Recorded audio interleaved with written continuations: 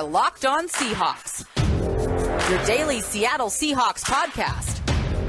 Part of the Locked On Podcast Network, your team every day.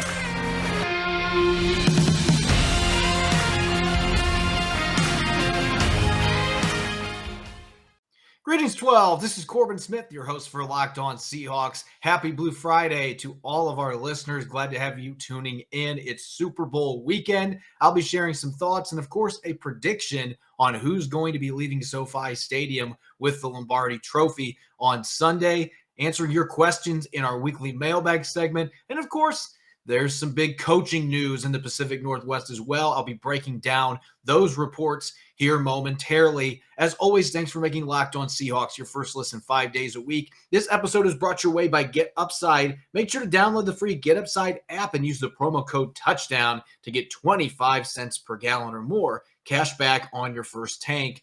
Now for your lead story here on our Blue Friday edition of Locked On Seahawks. The coaching carousel is spinning wildly in Seattle. Finally, maybe, just maybe, a little bit of clarity on Pete Carroll's coaching staff for the 2022 season. Of course, another curveball being thrown into the mix as well. Per reports, former Bears defensive coordinator Sean Desai will be joining Pete Carroll's staff as an associate head coach. Now, that is a title that is a little different with each team, and it varies. Not necessarily sure what the responsibilities are going to be at this point, but I can tell you all along, since Ken Norton Jr. last month was dismissed from the defensive coordinator position, that Sean Desai was a coach that Pete Carroll has been in full court press trying to recruit. This has been like him at USC with a 5-star recruit. And even though he was not named their defensive coordinator, clearly this is a guy that he wanted. He knew there was a chance he would get another defensive coordinator job with another team. He interviewed with the Giants. He interviewed with the Vikings and the Raiders. Didn't get any of those 3 jobs. And so with there really being no other defensive coordinator positions open, the Saints are expected to promote Chris Richard to that spot, and the Texans simply aren't hiring one. Lovie Smith is going to be calling all the plays on defense in Houston. The job simply dried up. And so for Desai, this was an ideal situation to team back up with Clint Hurt, who was hired as the defensive coordinator, succeeding Ken Norton Jr. Those two coached together in Chicago. And some of you may be listening and wondering, why was Pete Carroll so excited about the possibility of adding Desai to his staff? You look at the positions he's had in the NFL. He withstood 3 coaching changes in Chicago. And yes, Matt Eberflus this time around, the 4th head coaching change, Eberflus did not keep Desai. But the first 3 times, Desai was a holdover that was retained by the new coach. That by itself speaks volumes. And this is a guy that every position he's had when he was a defensive quality coach for Chicago for a number of years. The Bears had a bunch of really good defenses with Vic Fangio as the coordinator. And of course, Desai was on that staff. And then he was elevated to safeties coach. Oh, by the way, Eddie Jackson becomes an all-pro safety. And as a defensive coordinator last year, I think maybe the most impressive thing that he has on his resume, yes, the Bears were in the bottom third of the NFL in points allowed, but not all of that was because their defense was bad. It was because the offense was so putrid. It put the defense in a lot of bad spots. If you dig deeper and look at other numbers that are really important, this was actually a pretty respectable Bears defense. They were in the top 5 in the NFL in sacks, pressure percentage, and passing defense, 3 very important metrics in today's pass-happy NFL. They were 6th in total yardage allowed per game. So Sean Desai had a pretty solid defense. And oh, by the way, they did not have Khalil Mack for 10 games last year. They were without their top defensive tackle, Akeem Hicks, for 8 games. So 18 combined games where 2 of their best players on defense were out, and yet they still were in the top 5 in sacks and pressure percentage. I think that's probably the first thing that jumped out to Pete Carroll, because what the narrative has been, and the people I've talked to, this is 100% correct. Pete Carroll was not happy with where the pass rush was at last year, and they didn't create enough turnovers. They ranked 25th in the NFL. So he wanted to bring in some defensive minds, whether it was internally or from the outside, that were going to be able to generate a better pass rush, and we're going to be more aggressive and a more attacking defense. You are going to get that with Sean Desai. With the people they were missing on that Bears defense, for them to still have the productivity as a team that they did. And they weren't the most blitz-happy team. They ranked 19th in the NFL in blitz percentage. But Desai seemed to know when to bring that extra pressure, and having Robert Quinn certainly helped too. Quinn had 2 sacks during the 2020 season. He had 18 this year, benefited tremendously from Desai's play calling, mixing in stunts and games up front to go with their blitzes. So I think when you look at those stats and the fact that the Bears ran a lot of 2 deep safety looks, that was something the Seahawks were doing more of as the year progressed, even under Ken Norton Jr. I think that that's the future of the Seahawks defense. Not that they're going to go completely away from the cover 3 that's worked so well for Carroll over the years and has been a staple, but I think you're going to see more cover 4, cover 6, with Carl Scott coming in as the defensive backs coach with his background from Alabama under Nick Saban. You're going to see mix match coverages like cover 7 that are going to be quarter, half coverage. And we'll have more opportunity to dive into some of those specifics as we get deeper into the offseason. But having these defensive minds like Desai and Scott come in, teaming up with Clint Hurt, whose priority, who his strength is coaching defensive line. He's coached linebackers in the NFL as well. You are getting a trio of coaches together that should complement one another really well. And they're all under the age of 43 too. So you've got young minds. You've got Clint Hurt, who has built cred in Seattle. He is beloved in the building by players and staff alike. This is a position that he earned the opportunity for, to be elevated to defensive coordinator. But he's never had that position before. Sean Desai has been a coordinator in the NFL. Even if it was just 1 year, he has done it. And so having him there, a younger coach that has a educational background, he's going to be able to teach. And he's certainly a player that everywhere he's been in Chicago, all the players that have played for him vouch for him. He's a very popular coach. So you're going to be able to check off a number of boxes here. And of course, there will be questions about whether or not you have too many cooks in the kitchen. But this is a coaching staff that had Gus Bradley, Dan Quinn, Chris Richard, Pete Carroll, all on the same coaching staff at one point. I expect that with the different backgrounds these coaches have, and also the fact that Desai and Clint Hurt have coached together before, there's going to be familiarity there. I don't expect that to be an issue. So to me, these are home run hires, assuming they become official. For now, with what happened with Ed Donatel, fans should maybe just be holding their breath or crossing their fingers that nothing crazy happens and another team swoops in with a better opportunity. But once the Seahawks announce that these moves are official, they should be pretty excited in the Pacific Northwest about the coaches they were able to bring in. And I think this is a coach in Desai that Pete Carroll probably didn't think he was going to get, and not getting a defensive coordinator job anywhere else, coming to Seattle now, that's a big addition to this coaching staff. And so a great opportunity for him, a great opportunity for the Seahawks to take the next step forward with a rising young coach that I think is going to be a head coach in this league at some point. One other big move today from a coaching standpoint for the Seahawks, and a lot of people are surprised by this. This was actually a curveball, though, that I've been sitting kind of waiting on, and it never happened. So I thought at this point that maybe they'll hang on to him. But the Seahawks decided to part ways with their offensive line coach, Mike Solari, who had been the replacement for Tom Cable, had been with the team for the last 4 years. Pete Carroll had this statement released today on the Seahawks social media. Mike and I agreed that parting was right for our continued offensive transition. Mike is a fantastic coach and a great person, and I am forever grateful for his service to the Seahawks. Again, I don't view this necessarily as a surprising move, because when they hired Andy Dickerson, who is expected to be the new offensive line coach, they hired him as the run game coordinator last year, along with Shane Waldron coming in as the new offensive coordinator. It seemed like those two were going to be the ones that were going to be the main coaches on offense moving forward. And Mike Solari just has a little different philosophy, more into the man and gap running game, likes bigger bodied interior linemen. Andy Dickerson subscribes more to that wide zone and the split zone concepts, maybe a little lighter on their feet offensive linemen. So you just had a little bit different philosophies there, and they were able to make it work last season.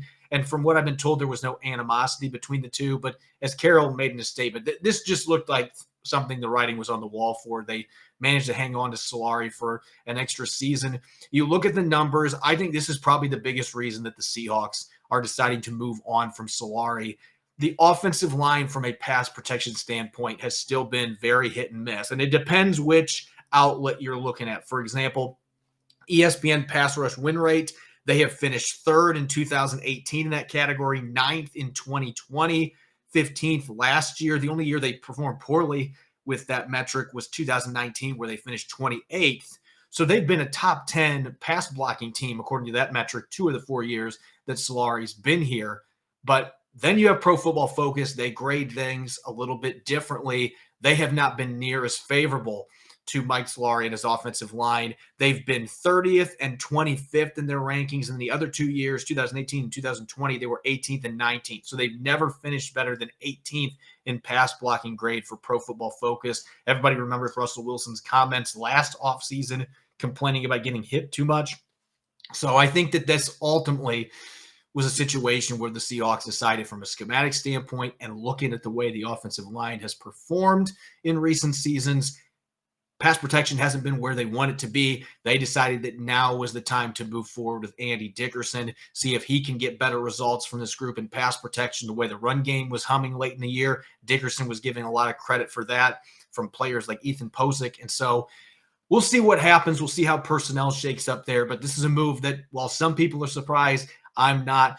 My co-host Rob Rang and I will have more opportunities early next week to dive into these couple of coaching changes and look at some data, more graphs, looking at different coverages and pass protection, run blocking grades, you name it. We'll have more opportunities to dive deeper as we progress into the offseason, especially once these moves become official. When I come back next quarter, going to be tackling your questions in our weekly mailbag segment. Looking forward to it.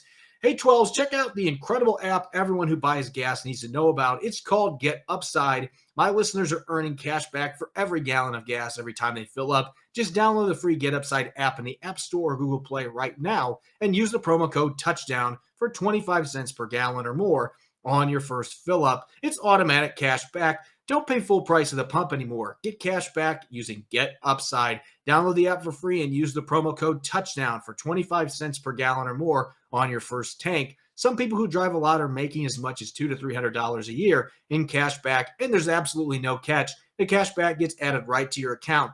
You can cash it out anytime to your bank account, PayPal, or an e-gift card for Amazon and other brands. Download the free Get Upside app today and use the promo code TOUCHDOWN to get 25 cents per gallon or more cash back on your first tank. BetOnline has you covered this season with more props, odds, and lines than ever before as football continues its march through the playoffs with the big game coming up on Sunday. BetOnline.net remains the best spot for all of your sports scores, podcasts, and news this season. And it's not just football. BetOnline has up-to-the-minute info on pro and college hoops, NHL, boxing, UFC, along with live real-time updates of current games. Don't wait to take advantage of all the new amazing offers available for the 2022 season. Bet online where the game starts. You're listening to the Locked On Seahawks podcast, Blue Friday edition. I'm your host, Corbin Smith. Thanks as always for making our podcast your first listen 5 days a week. It's officially Super Bowl week. The big game's coming up on Sunday. If you haven't already checked out the great coverage from the Locked On NFL team, make sure to download, courtesy of Get Upside, on whatever platform that you listen to podcasts on. Again, that's the Locked On NFL Podcast Network.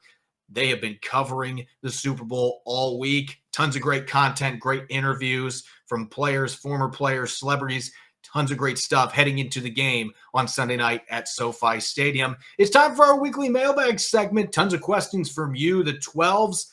With all that's going on this weekend with the Super Bowl and stuff, didn't have time to answer all of them, but we'll try to get to as many as I can here in this second quarter. First question coming from Jaden Myers tweets, knowing Pete Carroll has only a few years left in his contract, could you see somebody like Sean Desai shift into the head coaching role at some point? So I've never been a huge fan. This is a good question, Jaden, by the way. I've never been a huge fan in the idea of head coach in waiting, and most of the time, that does not work out for one reason or another. Most of the time, you see that coach ends up getting an opportunity before the current head coach is ready to retire or depart, gets an opportunity somewhere else, and they take that opportunity. That could easily happen if Sean Desai has a really good year as an associate head coach in Seattle. They get back to the playoffs, make some noise, the defense improves. He's a young guy. He's 38 years old. There could be teams lining up with head coaching interviews for him next season.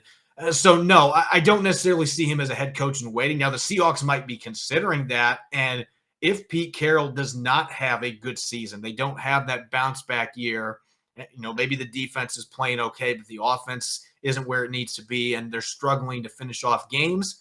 The Seahawks might decide, you know what, it's time for us to move on. Pete Carroll's been a great coach. He's been a Hall of Fame coach, but it's time for us to move on. Maybe then they could consider Sean Desai as an interim. I don't think they would do any midseason firings with Pete Carroll with his track record, what he's done in Seattle. But certainly after the season, they could decide to part ways with him. Sean Desai could potentially coach his way into that opportunity, at least be interviewed next year. So it's possible. I'm definitely not going to go the head coach in waiting route, though. I don't think that's what Pete Carroll and the Seahawks have in mind necessarily. They like the football coach they're bringing in and the new wrinkles and ideas that he can bring potentially to help this defense get back into being one of the NFL's elite.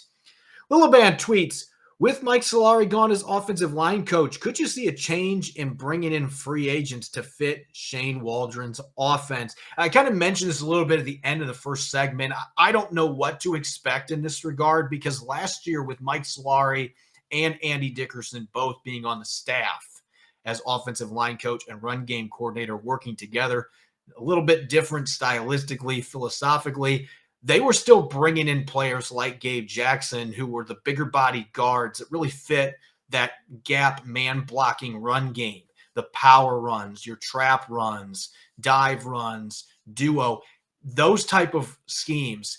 They were bringing in players that fit what Mike Solari wanted. And that was with Andy Dickerson on the staff and with them running Shane Waldron's offense. I still anticipate there's going to be a little bit of a blend with some of the things that were being done with Brian Schottenheimer and Darrell Bevel in earlier years. I don't think that Shane Waldron's completely reinventing things for the Seahawks offensively. They're still going to do some of the stuff they've always done. And so for that reason, I don't know they're necessarily going to jump to shift their personnel and start bringing in 3 or 4 really athletic, light on their feet offensive linemen and just try to completely switch things up. I think that's going to be difficult for them to do anyway. But I could see this affecting the types of players they're looking at in the draft. That remains to be seen, though. Really, it's anyone's guess. The Seahawks are going to be tight-lipped about that. They're not going to be coming out and saying, well, we're going to start looking for lighter offensive linemen that may be a better fit for the scheme. They're just going to do it in free agency or the draft. And so I am curious to see what that means. There are a number of offensive linemen from the Rams that might be free agents available next month. So that familiarity aspect, they may try to pursue a few of those guys and bring them up to Seattle. But at this point, it's anyone's guess. Andy Dickerson, last year, they had success running the football late in the year with a lot of the personnel that was brought in for Mike Solari. So he may not feel like he needs to make big changes there. So I'm very curious to see how this plays out. Gage Anthony tweets, do you think we get Kyle Fuller or Bryce Callahan or a defensive lineman like Akeem Hicks? So this is going back to a topic that my co-host Nick Lee and I talked about a few weeks ago, that depending on the defensive coordinator pick for the Seahawks, they could be able to go after some free agents that played for that coach at other stops. Ed Donatel, we were looking at the Denver Broncos with the connections that he had with Kyle Fuller and Bryce Callahan. But interestingly, Sean Desai has coached both of those guys too, because they both played in Chicago while he was there. So those remain possibilities. I would still be surprised, though, especially with Kyle Fuller, because I think he's going to cost some money to sign. And the Seahawks have such a bad track record when they have tried to bring in older veteran cornerbacks. It just hasn't worked out. Everybody might remember Kerry Williams back in the day and how that blew up in Seattle's face. Not to say that bringing in somebody like Kyle Fuller could buck those trends. He's a pretty darn good corner. Didn't have a great year for Denver last year, but a good track record in Chicago. Maybe Sean Desai pushes the Seahawks to make that move, bring in a guy that he's familiar with. But I'd be surprised if either one of those guys. Bryce Callahan's a little bit older corner, a solid slot, but he's had a lot of injuries in his career. So those two I'm not seeing. Akeem Hicks, on the other hand, I've been pounding the table for a couple years to go get Akeem Hicks. I would have tried to trade for him before last year. The emergence of Al Woods, how well he played last year, not necessarily looking like that would be a need, but Akeem Hicks can play the big end position at 330 pounds. And this is a guy that has put up good sack numbers in his career, consistent pressure as an interior and outside rusher. You can move him up and down the line. I think he's one of the most underrated players in the game. He has had a couple years that have been compromised by injuries recently, and he's now in his mid-30s. I believe he's 32 right now.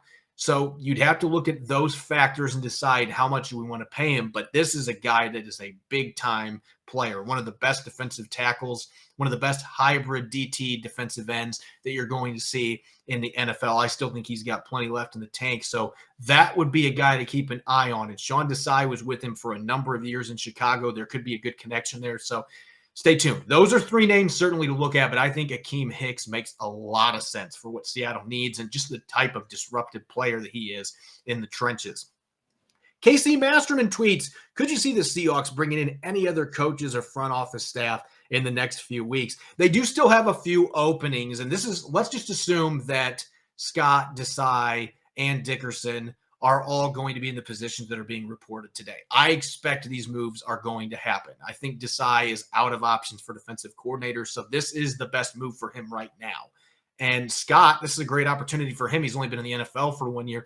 I think both those guys will officially be announced here in the next few days, joining Pete Carroll's staff, along with Clint Hurt being promoted to defensive coordinator. But they still need a quarterback coach. Austin Davis left for Auburn and then like 5 weeks after getting started, resigned.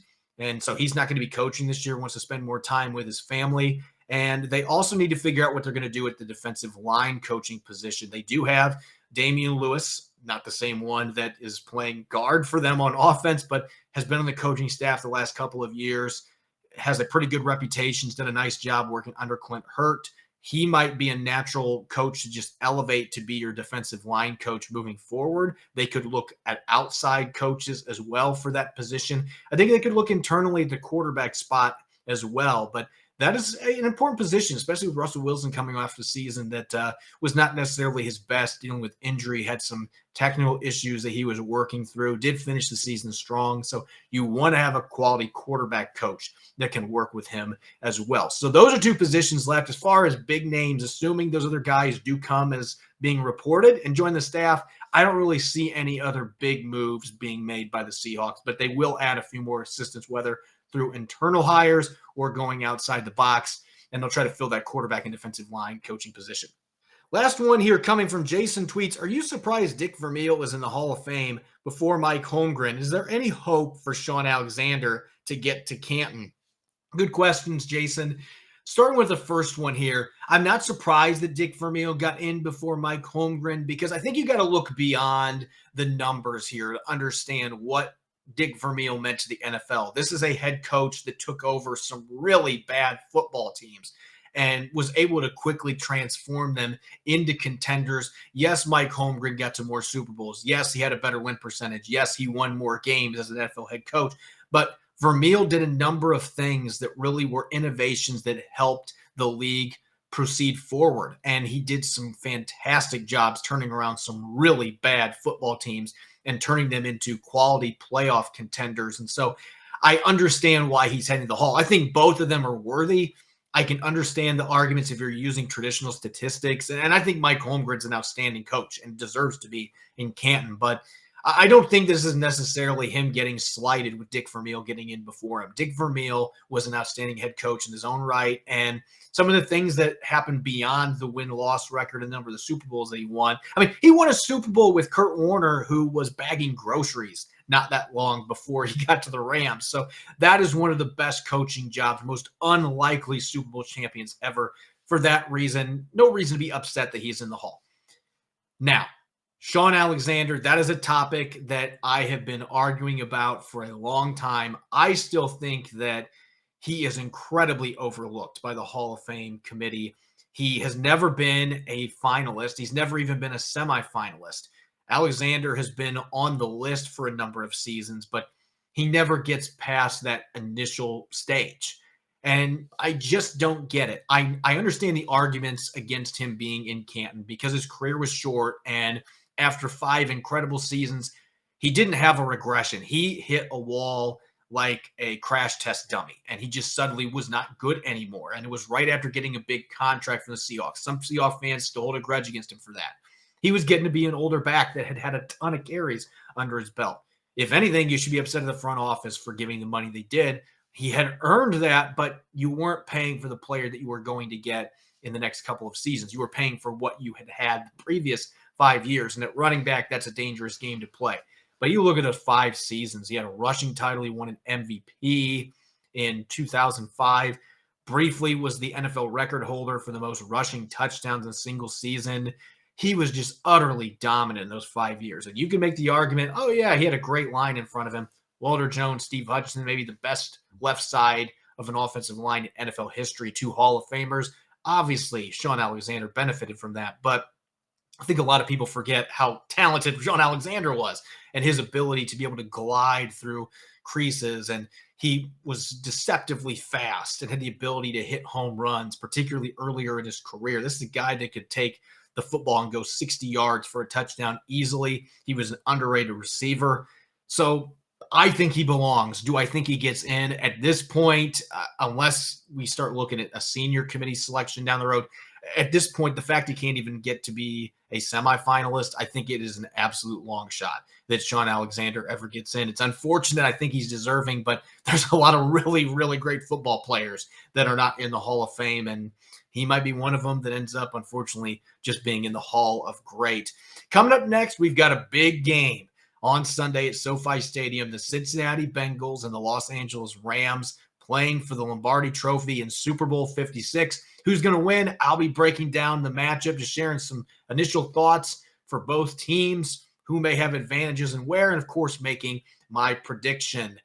This time of year, I've pretty much given up on all of my New Year's resolutions, but not this year. I'm sticking to my resolution to eat right, thanks to Built Bar. Have you tried the new Built Bar Puffs? If you haven't, I'm telling you, you're missing out. One of the best Built Bars out on the market. It's been my go-to snack before lifting weights or running. Puffs are the first ever protein-infused marshmallow. They're fluffy, they're marshmallowy. They're not just a protein bar, they're a treat, and they're covered in 100% real chocolate. Puffs are a fan favorite, some incredible flavors. My favorite, coconut marshmallow, banana cream pie is also delicious. They're going to become your new favorites, trust me. All Built Bars are covered in 100% real chocolate, and that includes Puffs. Low calorie, high protein. Replace your candy bars with these. They're better. A typical candy bar can have anywhere from 200 to 300 calories. Most Built Bars have just 130 calories, 4 grams of sugar, 4 net carbs, and 17 grams of protein. Tons of great flavors to choose from, whether it's coconut, coconut almond, peanut butter brownie, white chocolate cookies and cream this month. They're all delicious, and there's new flavors coming out all the time. Go to Built.com and use the promo code LOCK15 and you'll get 15% off your order. That's LOCK15 at Built.com for 15% off. You're listening to the Locked On Seahawks podcast, Blue Friday edition. I'm your host, Corbin Smith. As always, thanks for making Locked On Seahawks your first listen 5 days a week. The Seahawks obviously did make the playoffs, so they're not going to be playing this weekend in Super Bowl 56. But this is a very intriguing matchup, and I will admit that there have been some Super Bowls in recent memory that I haven't been overly excited about the two teams that are playing against each other. But for whatever reason this year, the storylines, the contrasting ways that the Bengals and Rams built their rosters, and the correlation between their coaching staffs, Sean McVay going up against a former apprentice, Zach Taylor now coaching the Bengals.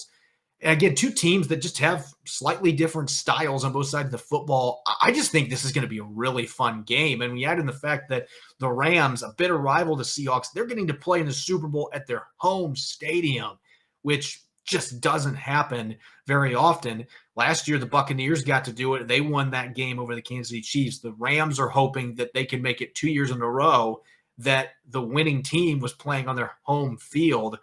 It's going to be a very fascinating matchup. I think when you look at the advantages and the strengths for these teams, obviously the Rams playing at home, that is a big deal. And they're going to be wearing their road jerseys because the AFC gets to be the home team, but that's not going to matter. They are going to be thrilled to be playing in their home stadium. That undoubtedly is an advantage. Maybe not as much as regular season game when you see the price tag to get into that game, but still, they're playing on their home turf.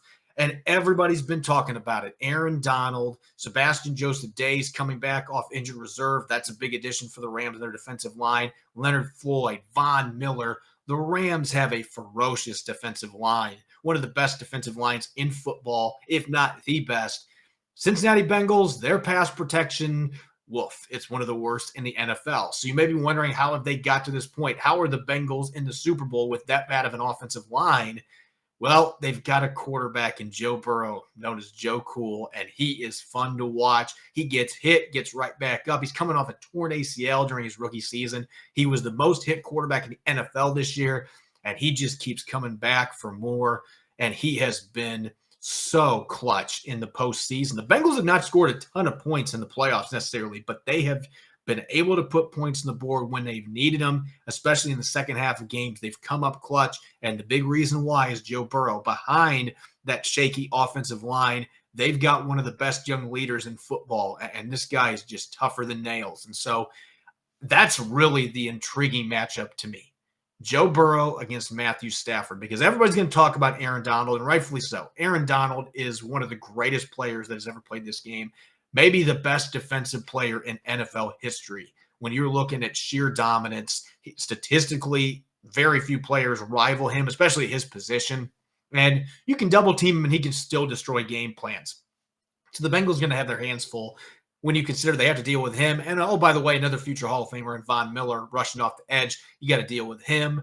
Joseph Day coming back. Leonard Floyd's a very solid pass rusher in his own right. I mean, they've got to worry about trying to protect Joe Burrow, and trying to be able to move the football against that defensive line is not going to be easy.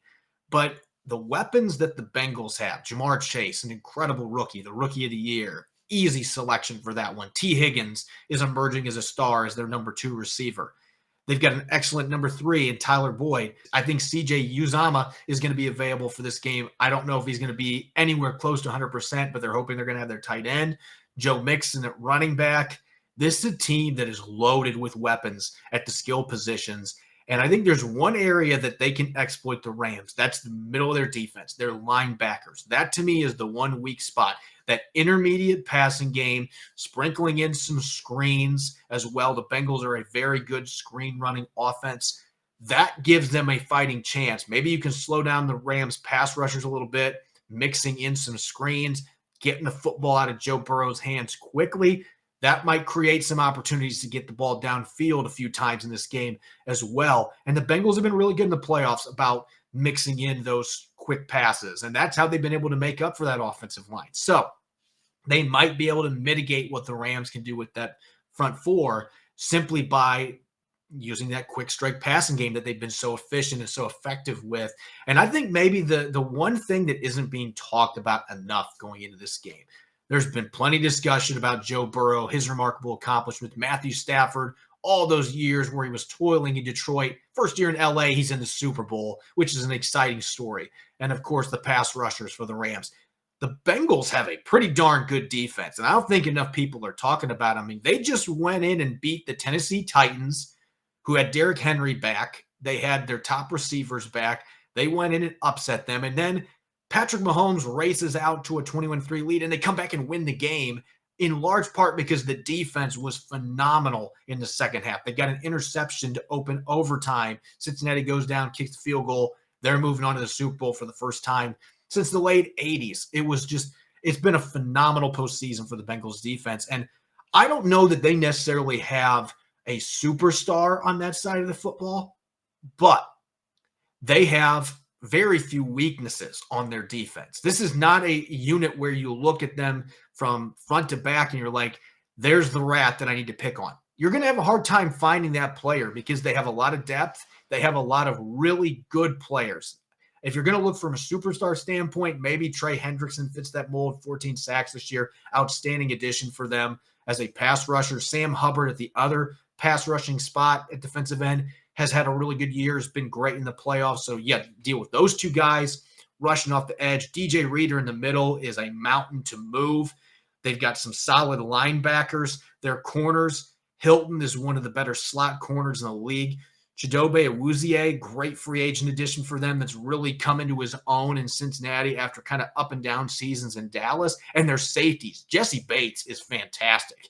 Going to be one of the most sought-after free agents if the Bengals let him hit free agency. I think they'd be idiots not to not re-sign him, but there's a chance he could be available, I guess. But he is one of the better safeties in the league, an underrated safety. Von Bell, the other safety, is the one that picked off the pass against the Kansas City Chiefs, and he's a very good player. So they've got a lot of talent at all three levels of the defense This is going to be a game where I think there's a lot of points, but it isn't necessarily going to be because both offenses are just flying up and down the field. I think there's going to be some turnovers. I think there might be some defensive points that are going to be scored in this game, and that is ultimately going to be the deciding factor. And I look at Aaron Donald, that front line for the Rams, playing at home on the home field in the Super Bowl, and I'm just like, you can't pick against them. But then on the other side, you look at the Bengals. This is a team of destiny. They just upset the top two teams in a loaded AFC. Joe Burrow is unflappable. They've got a quiet confidence about them. Sometimes not so quiet confidence. They got some really darn good football players on both sides of the ball. They're motivated. They believe in themselves. I can't vote against Joe Burrow for this one. So for that reason, I think it's going to be a barn burner. I think it's going to be an exciting game. I'm going Bengals 33, Rams 30. Evan McPherson, he's going to walk onto the field and say, I don't know what he's going to say this time, actually. Maybe we're going to Disney World because there's no game after this. He's guaranteed they were going to go to the AFC Championship game previously. He's going to walk onto the field and say, hey, we're going to Disney World, kick the game-winning field goal, and they are going to upset the Rams, get the Lombardi Trophy at SoFi Stadium. I just think it's going to be a fantastic matchup. Again, a lot of Super Bowls I haven't been so excited about, but this is one that I think this is a very compelling matchup with some contrasting styles, two teams that do things a little bit differently. They built their rosters differently, kind of a David and Goliath type feel, and that always makes a championship game that much more fun. Hopefully everybody's going to enjoy it. I'm looking forward to this game, one of the better Super Bowl matchups. Hopefully it lives up to the hype, and this ends up being a game that goes down to the wire and becomes an instant classic. Thanks as always for listening to the Locked On Seahawks podcast and making it your first listen 5 days a week. Now make your second listen, the Locked On Bets podcast, your daily one-stop shop for all your gambling needs. Locked On Bets is hosted by your boy Q with expert analysis and insight from Lee Sterling. You can follow me on Twitter at Corbin Smith NFL. Make sure to check out the Locked On Seahawks podcast on Apple Podcasts, Google Podcasts, and of course, 5 days a week streaming on YouTube. Rob Rang will be rejoining me next Monday. The two of us will share some quick thoughts on what we saw on Super Bowl Sunday. Going to dive deeper into the Seahawks coaching changes with Sean Desai coming on board, as well as Carl Scott and Andy Dickerson taking over as the offensive line coach. And we'll be continuing our position-by-position review with tight ends. You won't want to miss it. Enjoy the big game on Sunday. Thanks for listening. Go Hawks.